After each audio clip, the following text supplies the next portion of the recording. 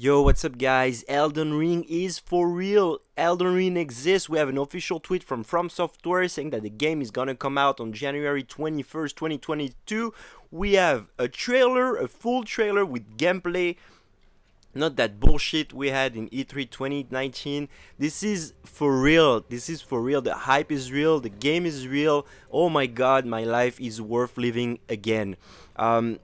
I'm gonna show the trailer right now if you haven't watched it. If you have watched it already, go and skip to the timestamps in order to see my full analysis on the trailer, because there's a lot that we are learning on the game already. And let's just, I'm not gonna talk anymore.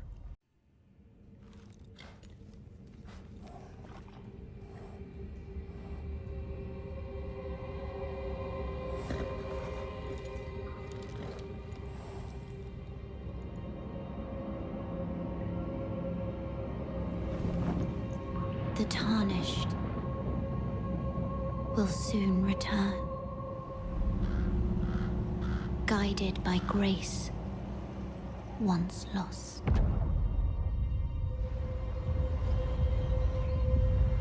The Golden Order is broken to its core.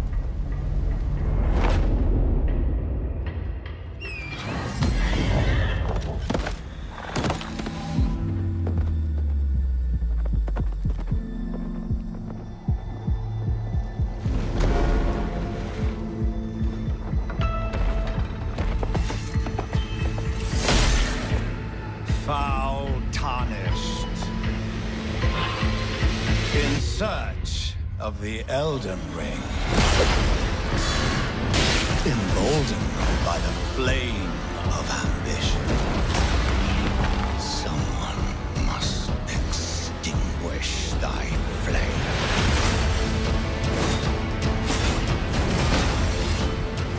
They will fight, and they will die.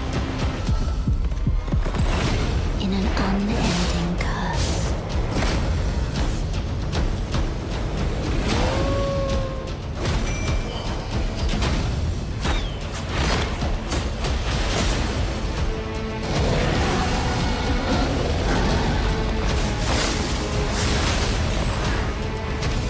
For how else is a champion or a lord to be born?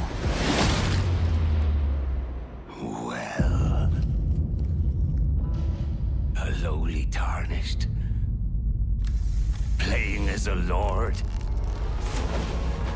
I command thee now!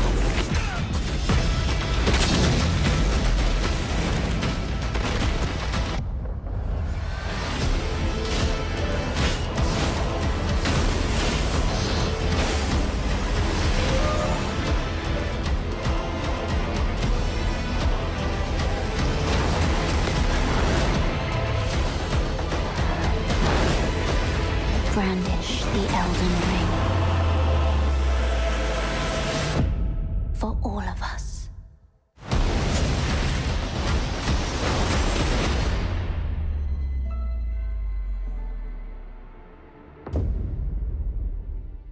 Oh my god, are you guys ready for this? I mean, there is so much to talk about. So what we see first glance is that Elden Ring is gonna be very similar to Dark Souls 3. It's gonna take some element of Sekiro, the last From Software game, with the jumping and the movement, and also some of the combat mechanic, but not much from the Bloodborne universe, but that's always to be seen in the future. We also see some Bloodborne type enemy. I'm thinking about the big ghost hell that's floating around, kind of. So let's go ahead and comment as we see. So first of all, we see this horse. It feels like the horse is gonna be a big part of the game.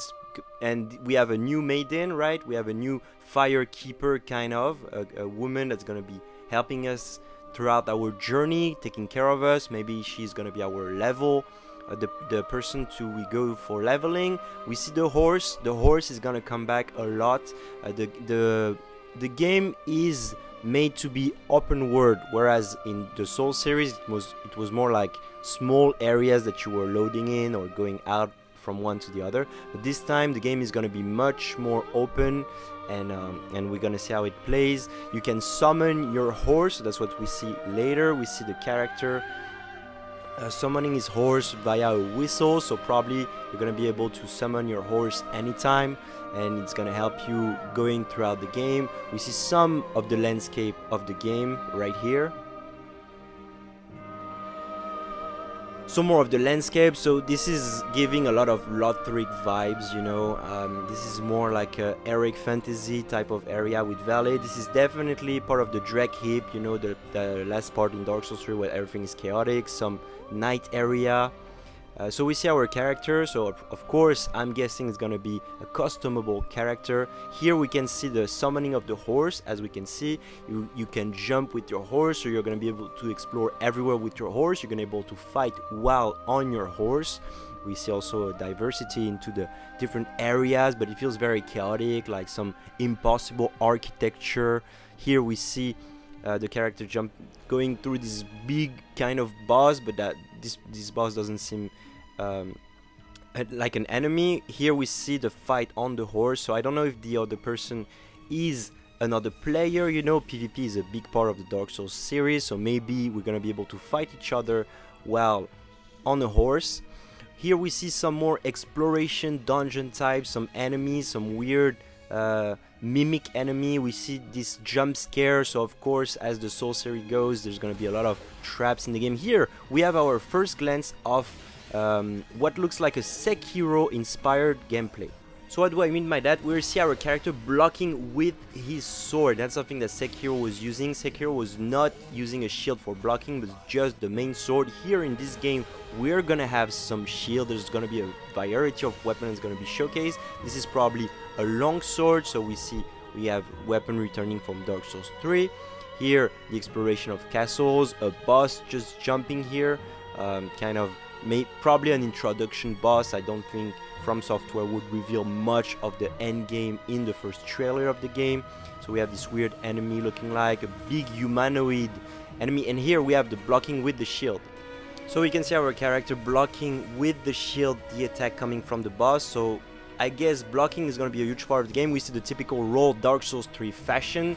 You're going to be blocking and dodging your opponent movement is a staple. Here we see a kind of mix between a magic and a sword, so it seems like weapons are going to have some magic property, or maybe every weapon are going to be like special. We had a couple of weapons, like the weapon from the twin prince sword and the Warnier sword that were able to fire some sort of laser beam. This is a big what's happening with this sword right here. I don't see him pulling out any item to cast a spell. He's directly casting the spell from his sword. That's going to be a new thing, right? So he's using it to take down his opponent.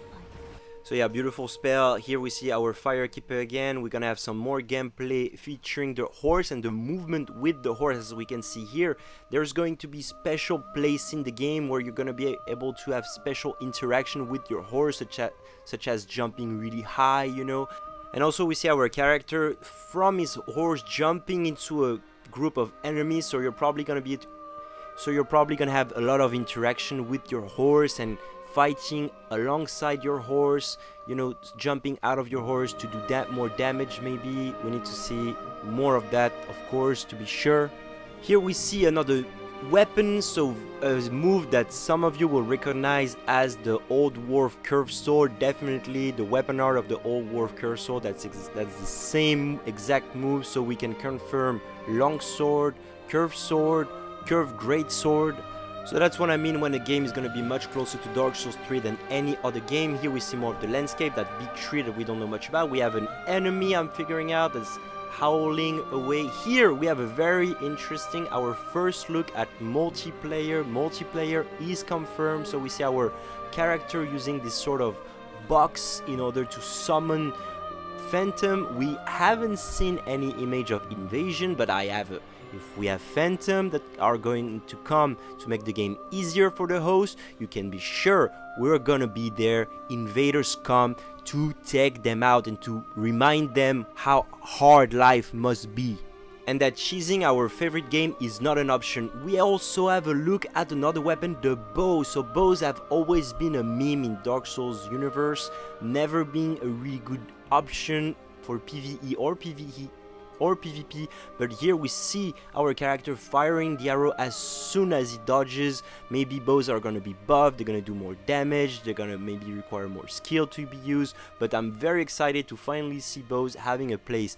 I hope we're not gonna have bows being spammable and really annoying like guns could have been in Bloodborne, but I know From Software, and I'm sure they've learned their lesson not to make projectile being so annoying. Okay, let's move on to the next thing. We have another enemy, another boss, a big white dragon with 4 wings breathing fire. We see we're gonna have some fights with our horse, so the horse you can jump. So another big news, you are going to jump in this game. We can see right here the character is jumping in order to dodge an attack from the boss. And this is big news because the gameplays of Dark Souls have always been quite stale, quite slow, quite, you know, you couldn't jump, you couldn't use the verticality of the space unless of course you're Master Saint Riot and you're plunging on top of people's head. But in terms of yourself generating vertical space, it was almost impossible, and then something that Sekiro has been doing really well, so I'm sure that's what we're seeing here, the lessons learned from Sekiro. We are finding them again in this game, and I cannot wait to be able to be a real life ninja. We have a look at another character from the trailer of E3 2019, but she's actually, you know, not on your side. We can see our character being impaled on a big sword. Shame, it sucks to be him. Here we have a look at another boss. We see the architecture very Dark Souls like, you know, we're coming back to Demon Souls, Dark Souls type of area, castle, magic, dragon. Here we have a look at another weapon that's going to be available, the Great Sword. The Great Sword are back on the menu, everyone, and we're gonna switch to another boss right after this cutscene right here. This boss, as if we're looking at our character, we can see he's dual wielding 2 what looks like curved swords, you know, so dual wielding is also back on the menu. We also see our character running with what looks like a hammer as he's going through this, as he's getting shit on by this dragon. We're gonna have a look at another new weapon, a new old weapon, probably what looks like an ultra great sword from the size of it. We see the shield right here. Right after this we see Hogwarts, the School of Wizards, so Harry Potter is going to be an enemy. Look out for this guy, and right after this we see our character sneaking up on 3 enemies. Again we have the display of what looks like a magic type of weapon. That is a mix between a sword and also a thrusting weapon or a staff. You know, it reminds me of the weapon that the corrupted monk is using in Sekiro, so you know, maybe a new class of weapon that we haven't seen yet, but this is just super exciting. Here we see our first spell, so magic is back on the menu. This is a spell that we've seen in Dark Souls 3, you know. It's some sort of soul stream that was there in Dark Souls 3, so you guys know about this. Here we see our enemy, very Bloodborne, dreamy-like, and if we have a closer look, we see our character wielding a weapon that we know very well, the claw, dual wielding the claw, so definitely there's gonna be a huge variety of weapons. Here we have our character just kneeling to some, probably what looks like an NPC, another NPC being guard, another NPC making some research, you know. The big hand from the profane city. We have our character wielding another new weapon, what looks like a thrusting weapon. Then we have some more look at other bosses and enemies, our character being taken, fighting angels. We have another look at shield and great sword. We have also another look at jumping again, so jumping is definitely going to be a viable tactic for fighting. And then we have Elden Ring. Finally, everyone, how long has it been? How long has it been? We finally have some news. We see another boss. He's scary, he's gross, he has weapons and magic, and there it is, Elden Ring, everyone, coming January 21st, 2022. I cannot wait. I think I'm done with parkour once that thing is coming out, And yeah, thank you guys so much for watching. I'll be covering Elden Ring on this channel, so if you have any other questions, or if you're curious about anything, or if I missed anything, please let me know in the comment section below. Don't forget to leave a like, subscribe and comment, and I see you guys in the next video. Bye bye.